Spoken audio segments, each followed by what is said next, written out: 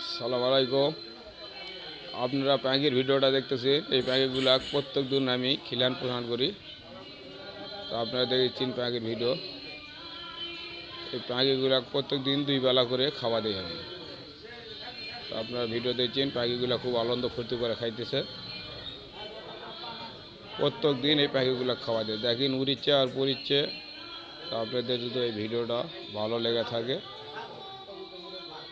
তাহলে আমার এই পাখির ভিডিও দেখেন, কি আনন্দ ফুর্তি করে খাচ্ছে। আমি এই ভিডিওটা আপনাকে দেখাই দৌলাটি নেত্য কাঁচা বাজার থেকে। আপনাকেও এই পাখির ভিডিওটা দেখাই।